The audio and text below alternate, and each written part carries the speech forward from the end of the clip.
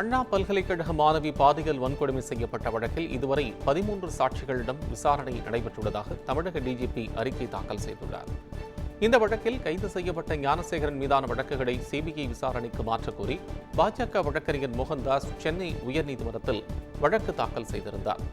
இந்த வழக்கை விசாரித்த சென்னை உயர்நீதிமன்ற தலைமை நீதிபதி அமர்வு ஞானசேகரன் மீது இதுவரை பதிவு செய்யப்பட்ட வழக்கின் விவரங்களை தாக்கல் செய்ய காவல்துறைக்கு உத்தரவிட்டிருந்தது.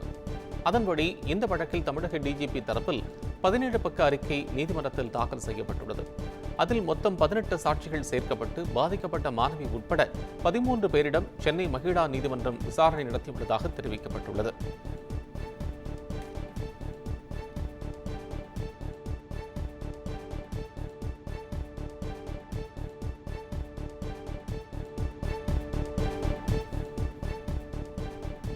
நெல்லையில் பிரபலமான இருட்டுக்கடை அல்வா கடைக்கு 3வது உரிமை கோரி அந்த நிறுவனத்தின் பேரன் பொது அறிவிப்பு நோட்டீஸை வெளியிட்டுள்ளார். இருட்டுக்கடை அல்வா கடையின் நிறுவனர் கிருஷ்ணசிங்கின் சகோதரரின் பேரன் பிரேம் ஆனந்த் சிங் இருட்டுக்கடை தனக்கே உரிமை என பொது அறிவிப்பை வெளியிட்டுள்ளார். கடையை நடத்தி வரும் கவிதா சிங் மற்றும் நயன் சிங் ஆகியோர் ஏற்கனவே தங்களுக்கே உரிமை என கூறி வரும் நிலையில் 3வது பிரேம் ஆனந்த் சிங் அதற்கு உரிமை கோரியிருக்கிறார். கவிதா சிங் மற்றும் நயன் சிங் ஆகியோர் சட்டவிரோதமாக சொத்துக்களை அபகரிக்க முயற்சி செய்கிறார்கள் என்றும் பிரேம் சிங் குற்றம் சாட்டியுள்ளார். மேலும் வரவு செலவு தவறு குறித்து சட்ட ரீதியான நடவடிக்கை மேற்கொள்ள இருப்பதாகவும் அவர் தெரிவித்துள்ளார். இருவரின் நடவடிக்கைகளும் பரம்பரை வாரிசான தன்னை கட்டுப்படுத்தாது என்றும் பிரேம் ஆனந்த் சிங் பொது அறிவிப்பு வெளியிட்டுள்ளார்.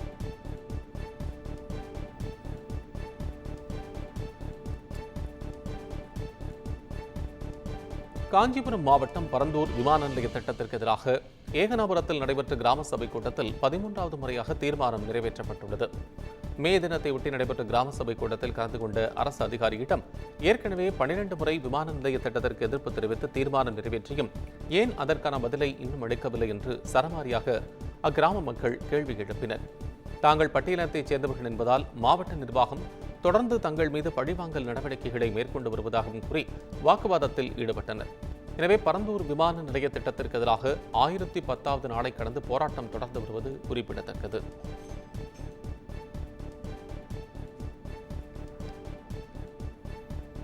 டெல்லியில் உள்ள பிரதமர் அலுவலகத்திற்கு வெடிகுண்டு மிரட்டல் விடுத்த நாகையைச் சேர்ந்த இளைஞரை போலீசார் கைது செய்துள்ளனர். இந்திய பாகிஸ்தான் இடையே போர் பதற்றம் நிலவி வரும் நிலையில் டெல்லியில் உள்ள பிரதமர் அலுவலகத்திற்கு கடந்த 29ஆம் தேதி இரவு வெடிகுண்டு மிரட்டல் வந்துள்ளது. இதுகுறித்து மத்திய புலனாய்வு போலீசார் விசாரணை நடத்திய நிலையில் நாகையிலிருந்து வெடிகுண்டு மிரட்டலுக்கான செல்போன் அழைப்பு வந்தது தெரியவந்தது. அதைத் தொடர்ந்து நாகை துணை காவல் கண்காணிப்பாளர் தலைமையிலான போலீசார் விசாரணை நடத்தி நாகை வெடிப்பாளையத்தைச் சேர்ந்த கணேஷ்குமார் என்பவரை பிடித்து விசாரணை மேற்கொண்டனர். இந்நிலையில் கைது செய்யப்பட்ட கணேஷ்குமார் மனநலம் பாதிக்கப்பட்டு அதற்காக சிகிச்சை பெற்று வந்தது தெரியவந்துள்ளது. மதுரை மாவட்ட ஆட்சியரை இடமாற்றம் செய்யக்கோரி சுங்கச்சாவடியை முற்றுகையிட்ட விடுதலை சிறுத்தைகள் கட்சியினர் போராட்டத்தில் ஈடுபட்டதால் பரபரப்பு நிலவியது. கடந்த சில தினங்களுக்கு முன் விசிக நடத்திய அம்பேத்கர் பிறந்தநாள் ஊர்வலத்தின் போது ஆட்சியர் சங்கீதா ஆம்புலன்ஸ் மூலம் குறுக்கீடு செய்ததாக புகார் தெரிவித்திருந்தனர். இந்நிலையில் மதுரை ஆட்சியர் சங்கீதாவை கண்டித்தும் அவரை இடமாற்றம் செய்ய கோரியும் விசிகாவினர் மேலூர் அருகே சிட்டம்பட்டி சுங்கச்சாவடியை முற்றுகையிட்டு மறியல் போராட்டத்தில் ஈடுபட்டனர். இதனால் போக்குவரத்து பாதிக்கப்பட்ட நிலையில் 200க்கும் மேற்பட்ட போலீசார் குவிக்கப்பட்டனர்.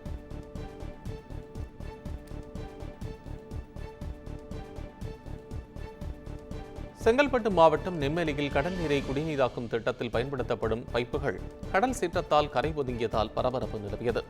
நெம்மேலியில் கடல் நீரை குடிநீராக்கும் திட்டத்தின் 3வது யூனிட் தயாராகி வருகிறது.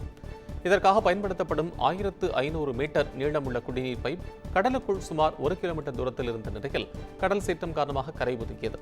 இதனை கண்ட திட்ட அதிகாரிகள் மற்றும் பொறியாளர்கள் பொக்லைன் மற்றும் ஜேசிபி இயந்திரத்தின் உதவியுடன் பைப்புகளை கடலில் உள்ளே நகர்த்தும் பணியில் ஈடுபட்டு வருகின்றனர். பைப்புகள் கரை ஒதுங்கிய காரணத்தால் 100க்கும் மேற்பட்ட மீனவர்கள் மீன்பிடிக்க கடலுக்குள் செல்ல முடியாத நிலைக்கு தள்ளப்பட்டுள்ளனர்.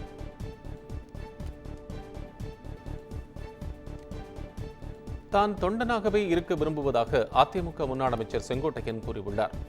ஈரோடு மாவட்டம் சத்தியமங்கலம் அருகே நடைபெற்ற மே தின பொதுக்கூட்டத்தில் பேசிய அவர் பாஜகவுடன் கூட்டணி வைத்துள்ள அதிமுக வருகிற 2026 தேர்தலில் 200 இடங்களில் வெற்றி பெறும் என்றும் தெரிவித்தார். மேலும் தான் தொண்டனாகவே இருக்க விரும்புவதாகவும் அதிமுக வெற்றி பெற வேண்டும் என்ற நோக்கத்தோடு பணியாற்றுவதாகவும் கூறினார்.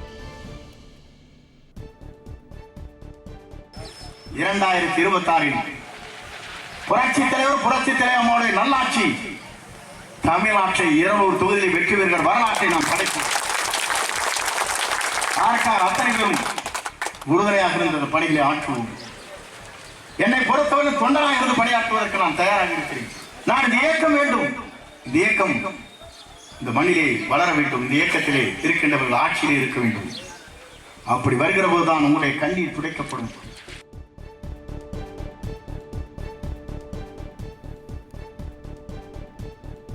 ஐந்து மாநில சட்டமன்ற தேர்தலை கணக்கில் கொண்டு சாதிவாரி கணக்கெடுப்பை மத்திய அரசு அறிவித்துள்ளதாக விசிக தலைவர் திருமாவளவன் குற்றம் சாட்டியுள்ளார். மதுரை விமான நிலையத்தில் செய்தியாளர்களை சந்தித்தவர், மக்கள் தொகை கணக்கெடுப்பின் போது சாதிவாரி கணக்கெடுப்பு நடைபெறும் என மத்திய அரசு முடிவு செய்துள்ளது. இந்நிலையில் 2031ஆம் ஆண்டில்தான் கணக்கெடுப்பு நடைபெறும் என்றும் இப்போதே இந்த அறிவிப்பை மத்திய அரசு வெளியிட்டுள்ளது தேர்தலை கணக்கில் கொண்டு வெளியிடப்பட்டுள்ள கண் துடைப்பு என்று தெரிவித்துள்ளார். மக்கள் தொகை கணக்கெடுப்பின் போது சாதிவாரி கணக்கெடுப்பும் நடத்தப்படும் என்று இந்திய ஒன்றிய அமைச்சரவை முடிவு செய்திருக்கிறது. மக்கள் தொகை கணக்கெடுப்பு எப்போது நடைபெறும் என்பது அறிவிக்கப்படவில்லை. இந்தியா கூட்டணியில் உள்ள அனைத்து எதிர்க்கட்சிகளும் சாதிவாரி கணக்கெடுப்பை வலியுறுத்தி வருகின்றன. இந்த நிலையில் தேர்தல் ஆதாயம் கருதி இந்த நிலைப்பாட்டை அமைச்சரவையின் மூலம் பாஜக சென்னையில் தெருக்களில் நடந்து செல்லும் இளம் பெண்களை குறிவைத்து பாலியல் சீண்டலில் ஈடுபட்ட சிற்றின்ப சைக்கோவை போலீசார் கைது செய்தனர். நொளம்பூரில் ஆளில்லாத தெருவில் நடந்து சென்ற லேப் டெக்னீஷியன் இளம்பெண் அளித்த புகாரில் அவரிடம் பாலியல் சென்று ஈடுபட்ட இளைஞரை சிசிடிவி காட்சி மூலம் போலீசார் தேடி வந்தனர். பாலியல் சென்றலுக்கு முன்னதாக அந்த இளைஞர் மது அருந்தியதும் அதற்காக ஜிபே மூலம் பணம் மறுப்பதையும் சிசிடிவி மூலம் கண்டறிந்த போலீசார் ஜிபே எண்ணை வைத்து வங்கியை தொடர்பு கொண்டு முகவரியை பெற்று நீலாங்கரையைச் சேர்ந்த சரத்பாபு என்ற நபரை கைது செய்தனர். தனியார் வங்கி கலெக்ஷன் முகவரான சரத்பாபுவுக்கு 31 வயதாகியும் திருமணமாகாததால் இதுபோன்ற அநாகரிக வேலையில் ஈடுபட்டு வந்தது தெரியவந்தது.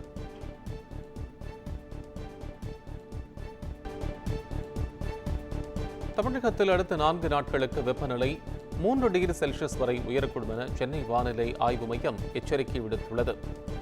இது தொடர்பாக அறிவித்துள்ள வானிலை மையம், கடந்த 24 மணி நேரத்தில் தமிழகத்தில் அதிகபட்ச வெப்பநிலை ஓரிரு இடங்களில் 2 முதல் 3 டிகிரி செல்சியஸ் வரை அதிகமாக இருந்ததாகவும் ஏனைய பகுதிகளில் பெரிய மாற்றம் ஏதும் இல்லை என்றும் தெரிவித்துள்ளது. அதேபோல் அடுத்த 4 தினங்களுக்கு அதிகபட்ச வெப்பநிலையும் அதிக ஈரப்பதமும் இருக்கும் நிலையில் தமிழகத்தின் ஓரிரு பகுதிகளில் வெப்பம் சார்ந்த அசௌகரியம் ஏற்படலாம் என்றும் இதனால் வெப்பநிலை 3 டிகிரி செல்சியஸ் வரை உயர வாய்ப்புள்ளதாகவும் தெரிவிக்கப்பட்டுள்ளது. மேலும் தமிழ்நாட்டின் ஒரு சில இடங்களிலும் புதுச்சேரி, காரைக்கால் பகுதிகளிலும் 7 நாட்களுக்கு மிதமான மழை பெய்யும் என்றும் சென்னை வானிலை ஆய்வு மைய அறிக்கை தெரிவிக்கிறது.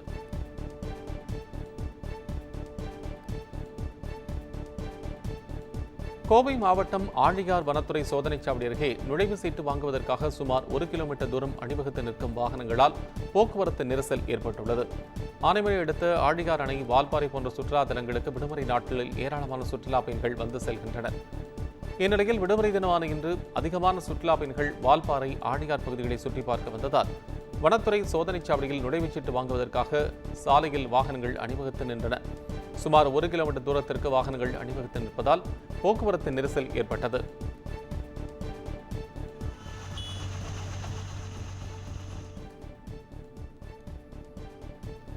கோடை சீசன் துவங்கியுள்ள நிலையில் கொடைக்கானலில் சுற்றுலா பயணிகள் வருகை குறைந்திருக்கிறது. இதனால் சிறு வியாபாரிகள் ஏமாற்றமடைந்துள்ளனர்.